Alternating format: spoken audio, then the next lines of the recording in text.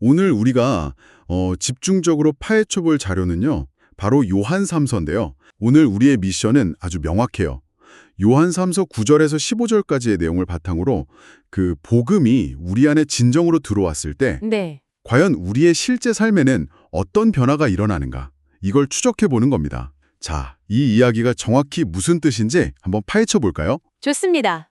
오늘 본문이 공통적으로 강조하는 것은 그 하나님 나라의 복음이라는 게 결코 머리로만 이해하고 끝나는 죽어있는 지식이 아니라는 점이에요. 너무 중요한 포인트입니다. 복음은 엄청난 생명력이 있어서 그것이 사람의 마음속에 진정으로 심기면 반드시 그 사람의 행동과 삶을 변화시킨다는 것이죠. 맞아요. 반드시 변화가 따라오죠. 그리고 그 변화는 아주 구체적이고 실질적인 형태로 나타나는데 바로 이웃에 대한 사랑과 환대입니다.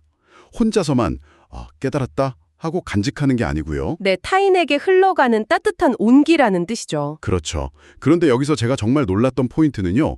이 복음의 온기가 내 스스로 막 나 믿음 주와, 나 사랑이 넘쳐 이렇게 주장하는 게 아니라 타인들이 경험하고 내리는 객관적인 평가로 증명된다는 사실이에요. 여기서 정말 흥미로운 점은요.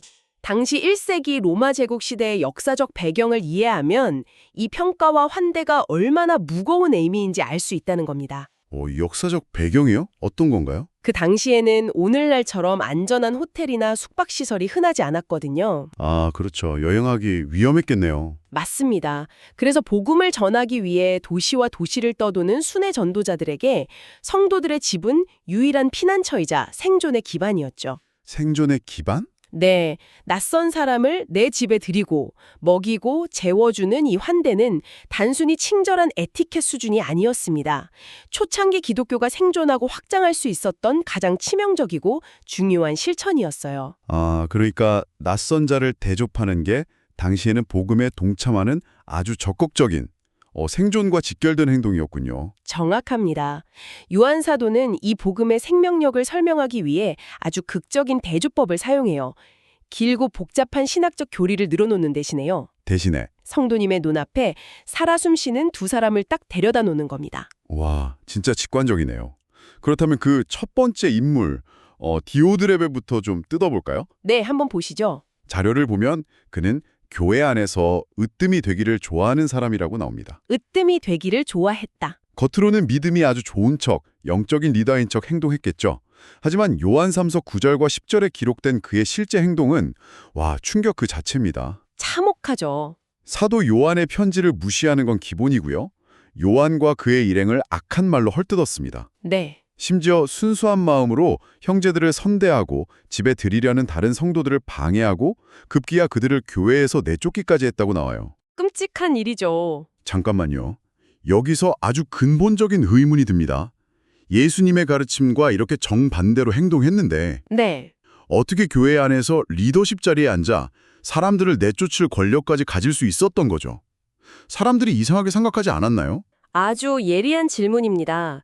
그 모순을 이해하려면 당시 가정교회 구조를 들여다봐야 해요. 가정교회요? 네, 초대교회 성도들은 번듯한 종교 건물이 아니라 주로 부유한 성도의 큰 집 거실에 모여서 예배를 드렸습니다. 아, 하우스 처치? 그렇죠.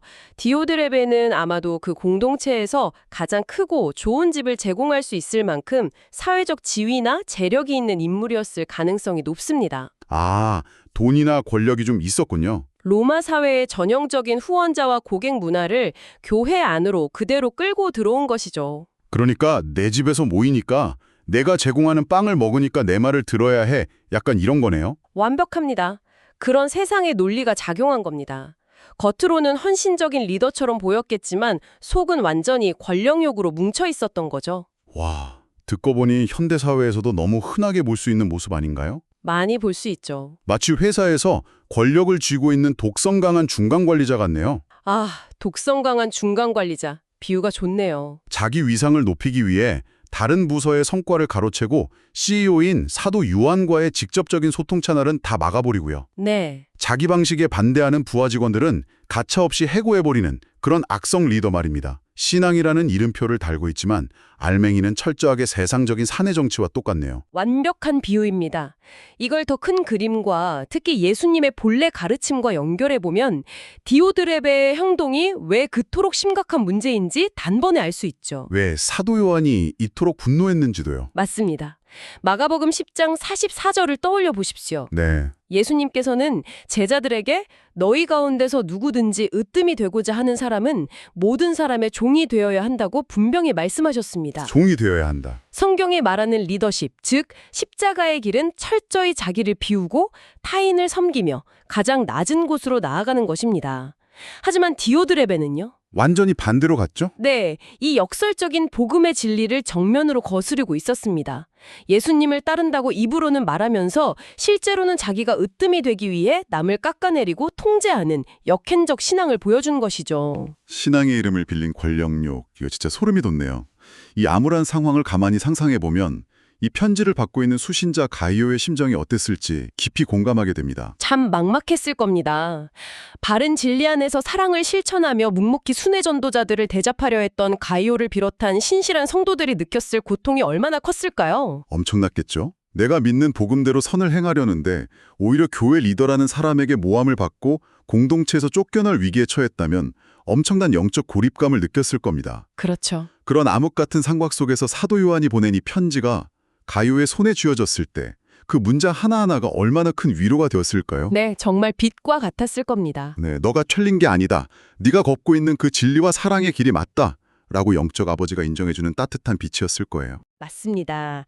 하지만 요한 사도는 단순히 가이오야 힘들지 내가 다 안다 이런 수준의 따뜻한 위로로만 끝내지 않았습니다. 그럼요. 10절을 보면 그는 자신이 직접 그 교회에 방문해서 디오드레베의 악행을 낱낱이 들추어내겠다고 아주 단호하게 선언합니다. 와, 낱낱이 들추어내겠다. 이것은 단순히 요한이라는 개인의 인간적인 분노나 사도로서 내 권위를 무시했으니 가만두지 않겠다는 자존심 싸움이 아닙니다. 그럼 어떤 의미인가요? 교회의 거룩성을 훼손하고 순수한 성도들을 핍박하는 악을 결코 좌시하지 않으시겠다는 하나님의 공의로운 심판을 요한 사도가 대변하고 있는 것입니다. 아, 하나님의 공의. 더 나아가 11절을 보면 사도 요한은 아주 뼈아픈 영적 진단을 내립니다. 악을 행하는 자는 하나님을 뵙지 못한 사람입니다. 와, 하나님을 뵙지 못한 사람이다. 이건 정말 치명적인 선고네요. 그렇습니다. 디오드레베를 향한 결정적인 선고와 같습니다. 아무리 그가 교회 안에서 높은 자리에 앉아 으뜸 행세를 하고 네. 종교적인 언어로 유창하게 기도를 하고 겉으로는 하나님을 잘 믿는 것처럼 행세한다 해도 말이죠. 다 가짜라는 거군요. 네. 그의 삶에 타인을 향한 사랑의 환대 대신에 통제와 억압, 미움과 모함이 가득하다면 그는 애초에 하나님을 제대로 만난 적조차 없는 가짜라는 선언입니다. 정말 두렵고도 엄중한 말씀이네요. 겉으로는 화려한 신앙인인 척하지만 속으로는 하나님을 전혀 모르는 삶, 그것이 디오드레베가 보여준 비극이군요. 비극이죠, 정말로. 자, 이제 이 숨막히는 상황에서 벗어나서 분위기를 좀 전환해 보겠습니다. 네, 그러시죠. 이 어둡고 살벌한 배경 속에서 찰나맨에 빛나는 또 다른 인물에 대해 이야기해보죠. 바로 12절에 등장하는 데메드리오입니다. 디오드레베와의 그 횡포와 핍박이 가득한 그야말로 언제 쫓겨날지 모르는 공포스러운 분위기 속에서도 끝까지 신앙의 중심을 잃지 않고 묵묵히 선을 행하는 사람이 있었다는 사실. 네. 이 사실 자체가 엄청난 카타르시스를 줍니다. 자료에 따르면 데메드리오는 복음을 마음에 품고 진실한 삶을 통해 사람들에게 사랑을 나누는 형제 사랑의 대표적인 모델로 소개되고 있어요. 맞습니다. 성경이 그가 정확히 어떤 행동을 했는지 막 세세하게 기록하고 있질 않지만요. 그의 존재 자체가 주변 성도들에게 깊은 감동을 주었고 결국 모두에게 좋은 평을 받았다는 사실이 참 인상적입니다.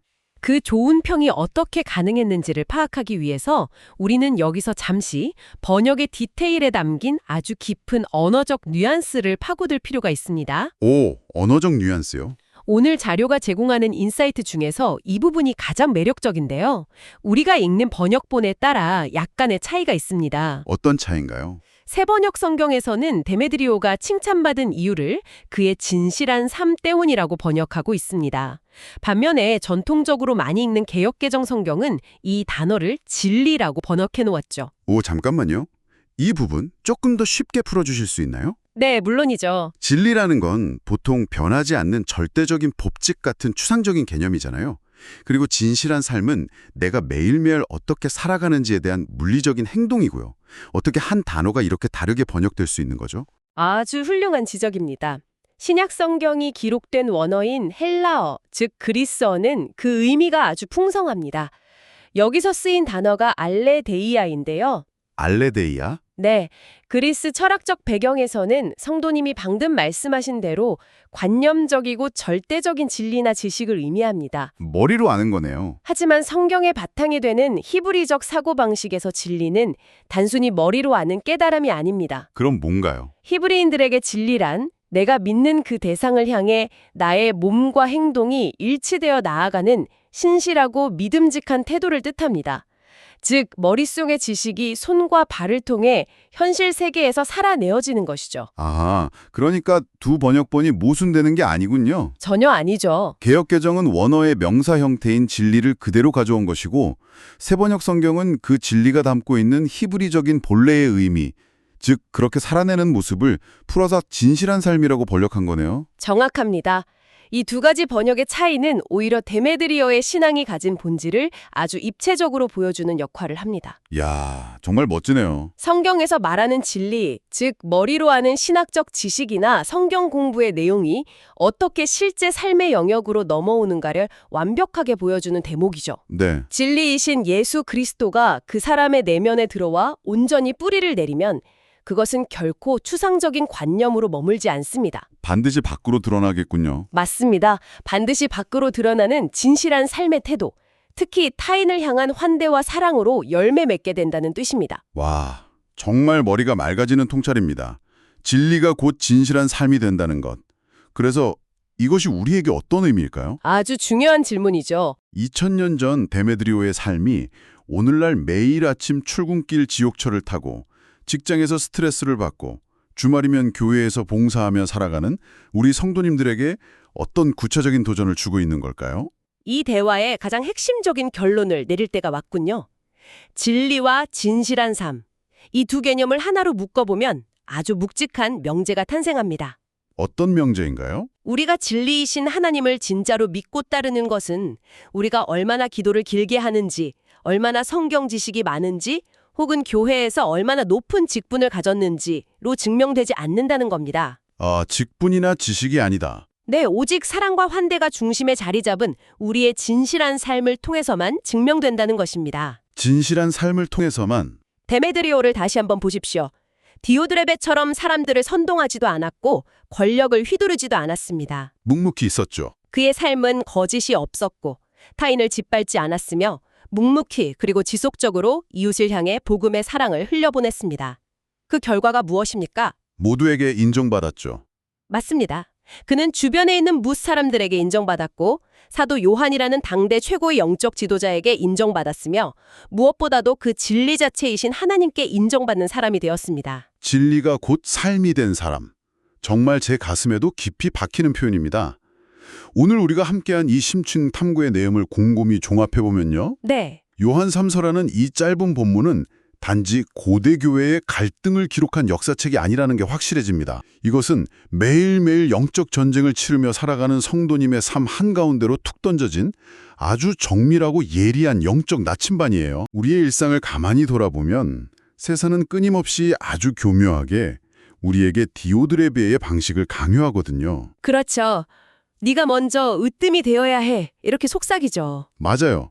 남들보다 앞서려면 누군가를 밟고 올라서야 하고 네 이익을 지키려면 힘을 가져서 사람들을 통제해야 해. 이렇게 말이죠. 세상의 논리 속에서는 그런 미움과 배척, 사내 정치와 모략이 훌륭한 생존 전략이나 리더십으로 포장되곤 합니다. 너무 안타까운 일이죠. 오늘날의 신앙 공동체 안에서조차 이런 세상의 방식을 신앙이라는 이름으로 거룩하게 덧칠해서 은근슬쩍 으뜸이 되려는 모습들을 발견할 때가 있으니까요. 그렇습니다. 디오드랩의 길은 언제나 매력적이고 효율적으로 보입니다. 당장 눈앞에서는 화려해 보이고 힘이 있어 보이며 내 자존심을 지켜주는 것 같죠.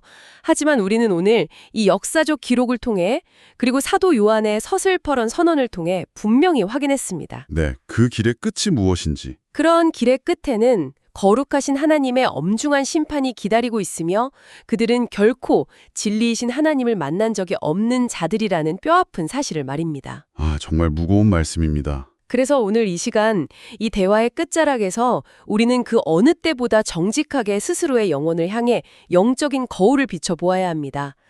과연 나는 지금 어떤 길을 걷고 있습니까? 맞습니다.